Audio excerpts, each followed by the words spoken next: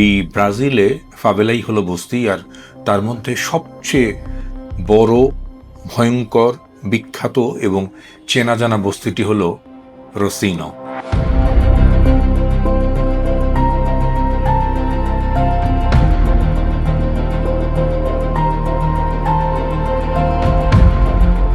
আমার আসলে ভুল ভাঙলো যখন তার কাছে আসলো এবং বলল যে তুমি পেশায় কি করো, মানে তোমার জব কি।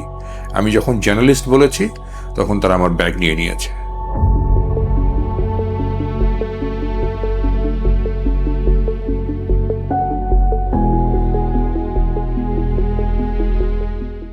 জায়গাটির আয়তন মাত্র 1 বর্গ কিলোমিটার, কিন্তু এখানেই থাকেন প্রায় 1.5 লাখ মানুষ। ঘরের সংখ্যা 40,000-এর বেশি।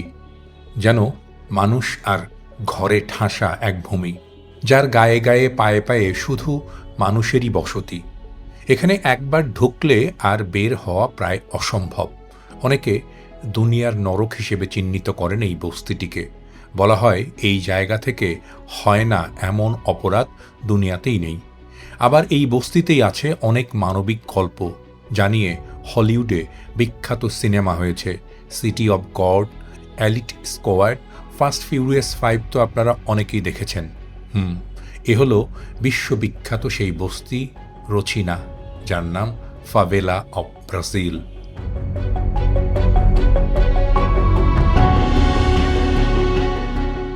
এখানে কিছু সমস্যা আছে। কারণ হচ্ছে আমরা যারা বিদেশি ব্রাজিলে বেড়াতে আসি, তাদের পক্ষে এই বস্তিতে বা ফাভেলায় ঢোকা খুবই কঠিন। কারণ এই সকল বস্তিগুলো নিয়ন্ত্রিত হয় স্থানীয় একটি গ্রুপ, গ্যাংয়ের মাধ্যমে। তারা যাদেরকে সিলেক্ট করবে তারাই শুধুমাত্র এই বস্তির মধ্যে বা এই ফাভেলার মধ্যে ঢুকতে পারবে। কারণ তাদের সমস্ত, এমনকি ব্রাজিলিয়ান পুলিশ, আইন শৃঙ্খলা রক্ষাকারী বাহিনী, আর্মি কিংবা অন্য যারাই থাক, গোয়েন্দা বাহিনী, তারা কিন্তু চাইলেই এই ফাভেলার মধ্যে ঢুকতে পারবে না। এবং সেটি হচ্ছে বড় ঝুঁকি বা ঝামেলা। এবং এর মধ্যে কেউ যদি একবার ওদের পারমিশন নিয়ে না ঢোকে, মানে সেখানে যদি কেউ জোর জবরদস্তি করে ঢুকতে যায়, তাহলে কিন্তু সাথে সাথে তার বিরুদ্ধে তারা যে রকমের অ্যাকশন নিয়ে নিতে পারে। সে গায়েব হয়ে যেতে পারে, কিডন্যাপ হয়ে যেতে পারে, জিম্মি হয়ে যেতে পারে। এবং এই রকমের ঘটনা হরহামেশাই ঘটেছে এখানে। এবং সে নিয়ে কিন্তু বহু রকমের সালিশ, বিচার, নানা রকমের ব্যবস্থা এখানে হয়েছে। তাই এই ফাভেলার ভেতরে দাঁড়িয়ে বিস্তারিত বিবরণ দেখানো কিংবা বলা, কিংবা সেখানে আপনাদের নিয়ে গিয়ে পুঙ্খানুপুঙ্খানু সব চিত্র দেখানো আমার পক্ষে সম্ভব হলো না। তাই আমি আজকে এখানে আপনাদেরকে বর্ণনাগুলো করছি।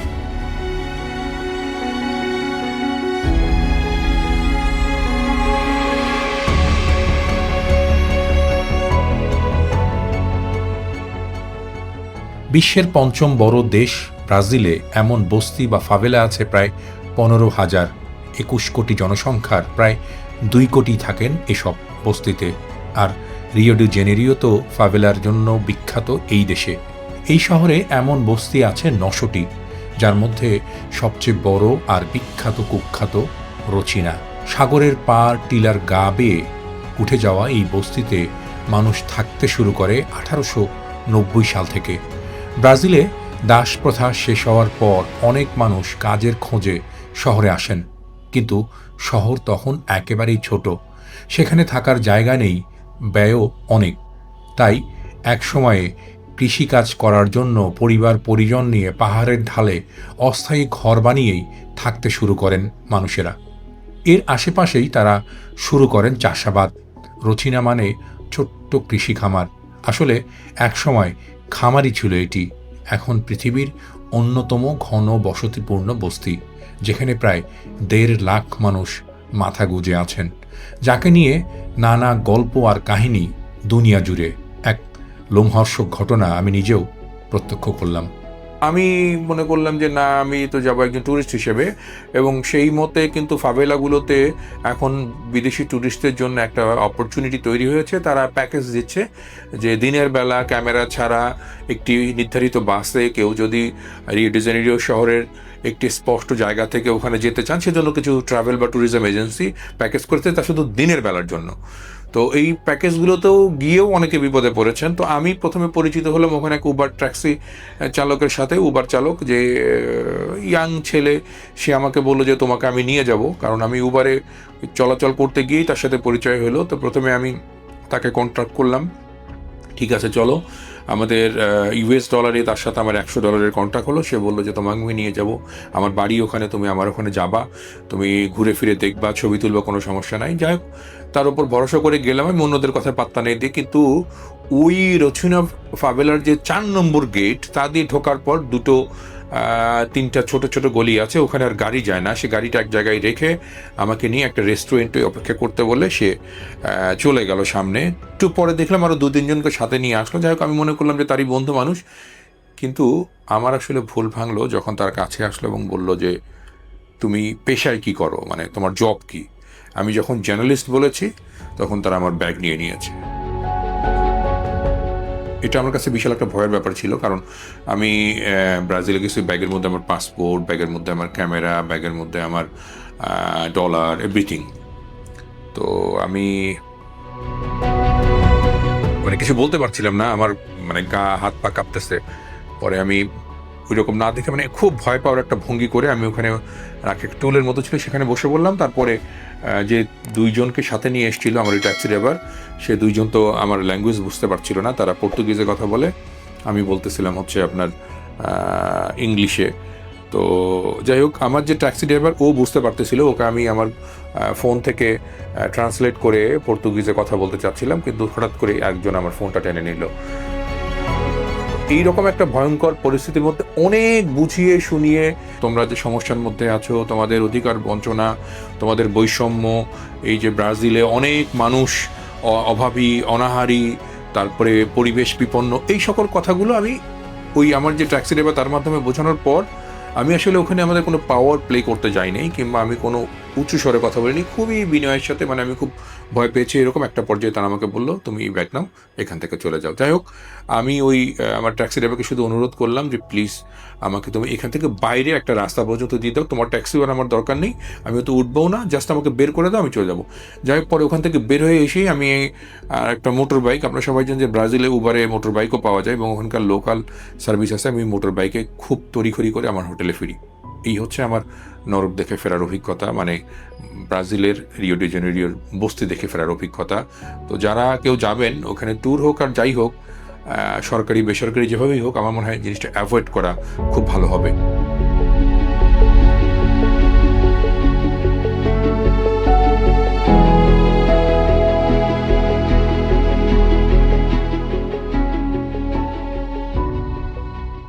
শহরের ভিতরে বাড়ি কেনা সম্ভব নয়, তাই পাহাড়ের ঢালে জায়গা তৈরি করে, ঘর তৈরি করে তাতেই থাকছেন এই নিম্নবিত্তের মানুষেরা। অবশ্য বস্তিতে থাকা সবাই যে নিম্নবিত্ত এটাও বলা যাবে না।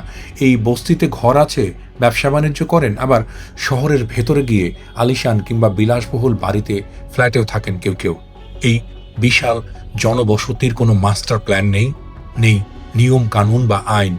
এখানে থাকা প্রভাবশালী গ্যাংগুলোই তাদের আইন ঠিক করে, শাসনে রাখে সবাইকে। কে স্কুল চালাবে, কার দোকান হবে, কে হোটেল দেবে, কে বাইরে যাবে, এমন সময় ও নিয়ম ওই গ্যাং প্রধানরাই অনুমতি দিয়ে ঠিক করে দেন। মানে এই যে আমি একটি ইউটিউব কন্টেন্ট করছি, কিন্তু তা কোনো না কোনোভাবে ফাভেলার গ্যাং তাদের মনিটরিং টিমের মাধ্যমে জেনে যাবে। আমি যদি কারোর নাম বলি বা ছবি দেখাই, তাও তারা হিসেব করে রাখবে। ভবিষ্যতে কখনো বাগে পেলে সে হিসেব আদায় করবে ওই ফাভেলার গ্যাং। আবার এই ফাভেলা থেকেই নাকি অনলাইনে নানা অপকর্মও হয় বিশ্বব্যাপী।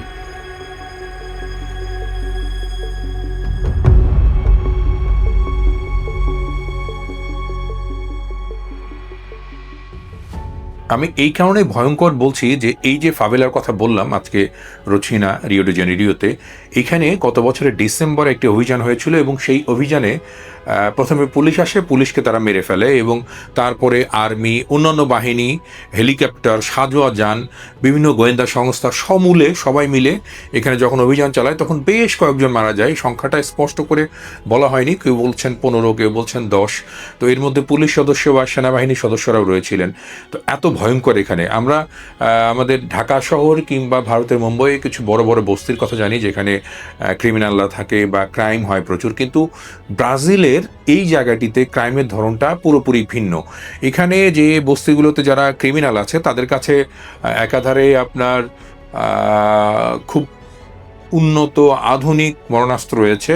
আমরা বলি AK-47, AK-56 ধরনের সাবমেশিন গান, মেশিন গান, অটোমেটিক রাইফেল, পিস্তল, এমনকি কেউ কেউ বলে যে এই সকল বস্তির কোনো গ্যাংয়ের কাছে রকেট লঞ্চার পর্যন্ত রয়েছে। তো এইখান থেকে বড় বড় ড্রাগ ডিলাররা তাদের কারবার করেন, এরকমের গল্পগুজব রয়েছে। তারপরে এখান থেকে অস্ত্রের কারবার হয়, এখান থেকে কিডন্যাপিং বা অন্যান্য অপরাধ হয়, বিভিন্ন মার্ডার কন্ট্রাক্ট। যদিও এগুলো সিনেমাটিকভাবে দেখানো হয়েছে, ব্রাজিলিয়ান কোনো কর্তৃপক্ষ এগুলো ব্যাপারে স্বীকারও করে না এবং তারা বলে যে না, এগুলো সব বানানো সাজানো গল্প আর কি।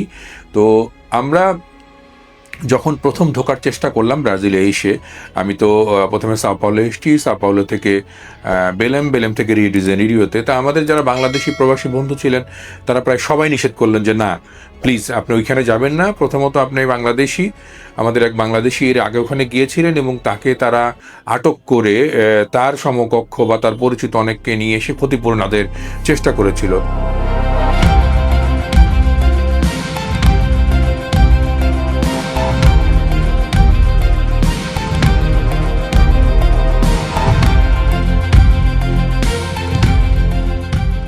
ধীরে ধীরে এই বস্তিতে স্বয়ংক্রিয় সার্ভিস ব্যবস্থাও গড়ে তুলেছেন বাসিন্দারা। তারা তৈরি করেছেন বিদ্যুৎ লাইন, পানি সংযোগ, পয় নিষ্কাশন ব্যবস্থা, বাজার, স্কুল, খেলার মাঠ, ক্লাব সহ নানা প্রতিষ্ঠান। এসব থেকে টোল ট্যাক্সও তুলছে তারা। এসব সরকারি কোনো কোষাগারে যাচ্ছে না, মানে এটা শহরের ভেতর আর একটা সেলফ বিল্ড শহর, যার নিয়মকানুনও ভিন্ন নিজেদের।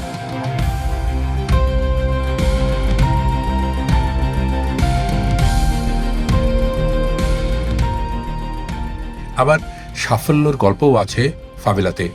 এখান থেকে বের হয়ে জাতীয় পর্যায়ের শিল্পী, অভিনেতা, খেলোয়াড়রা হয়েছেন কয়েকশো। ব্রাজিলের মূলধারার রাজনীতিতেও শক্তপোক্ত অবস্থান এমন নেতাও আছেন এই ফাভেলায় জন্ম নেয়া। আছে বিখ্যাত বনেদি ব্যবসায়ীরাও। মানে যদি কাব্যিকভাবে বলি তাহলে এক সময় এখানে ছিল ছোট ছোট খামার, তারপর কাজের খোঁজে আসে মানুষ। পাহাড়ের ঢালে ঘর বানাতে শুরু করে, একটা দুটো, তারপর হাজার হাজার, আর সেটা হয়ে যায় রাস্তিনা। একটা শহরের ভেতর আর একটা শহর, প্রয়োজনে মানুষ যা নিজেরাই বানিয়ে নিয়েছে। ও হ্যাঁ, রিও শহরে 900-রও বেশি ফাভেলার অনেকগুলোই নিয়ন্ত্রিত হয় এই রচিনা থেকে। তাই বলা যায় পুরো ব্রাজিলের বস্তির রাজধানী এটি।